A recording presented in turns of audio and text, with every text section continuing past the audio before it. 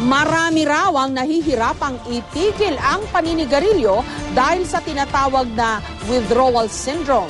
Kadalasan daw kasing naninibago ang katawan ng smoker dahil sa pagkawala ng addictive substance katulad ng nicotine. Pero alam nyo bang pwede raw makatulong sa pagtanggal ng inyong bisyo ang pagkain ng ilang uri ng gulay?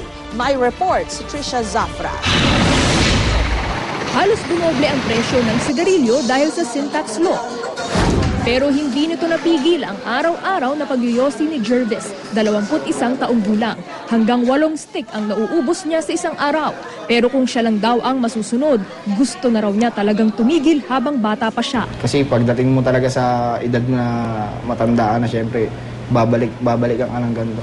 Pero may matinding kalaban daw si Jervis, ang withdrawal syndrome. One time talagang tumigil na ako nun. Siguro mga 1 week pa lang din nanigarilyo. Ayun, parang ang sakit ng likod ko tapos hirapan akong huminga. Tapos tinry ko ulit siya. Ayun, nawawala yung ganung bagay na nararamdaman ko. Paliwanag ng isang neuropsychologist, ang withdrawal syndrome ay ang paninibago ng katawan dahil sa pagkawala ng isang kemikal na dati nitong kinukonsumo, gaya ng nicotine o iba pang addictive substance. Ang nicotine ay katulad ng heroin at cocaine sa addiction. Napakataas ng withdrawal syndrome dito. Ibig sabihin, kapag hindi ka na humihit-hit, ay mahihirapan ka dahil ang iyong utak ay nasanay na sa level ng nicotine. Tumutulong sa paggawa ng mga chemical sa utak na dopamine at serotonin ang nicotine. Mood stabilizer ang serotonin. Nagdudulot naman ng masarap na pakiramdam ang dopamine. Ang mga lulong sa nicotine ay ang mga hindi na makakilos ng normal pag walang sigarilyo. Ibig sabihin, nakadepende na ang utak sa nicotine ng sigarilyo para magkaroon ng normal na level ng serotonin at dopamine.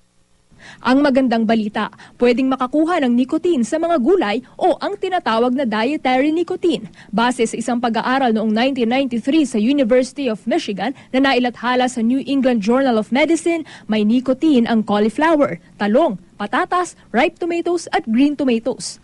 Dahil ang dietary nicotine ay pumapasok sa ating tiyan at napaprocess ng tamang gastrointestinal enzymes. At wala nito epekto sa ating lungs dahil hindi smoke. No? Samantalang ang nicotine na hinihitit ng isang tao ay through smoke na sinisira nito ang lungs at dito ang cause ng cancer. At bigla-biglang papasok sa ating utak na nakapakabilis.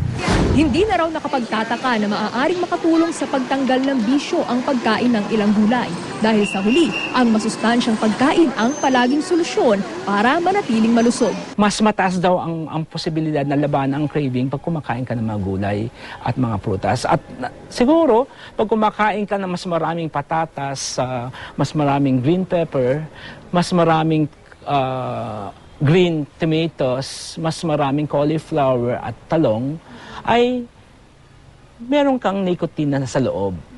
And dahil dito, yung level na kasanayan mo ay pwede mong ma-achieve na in a natural way. Trisha Zafra, GMA News.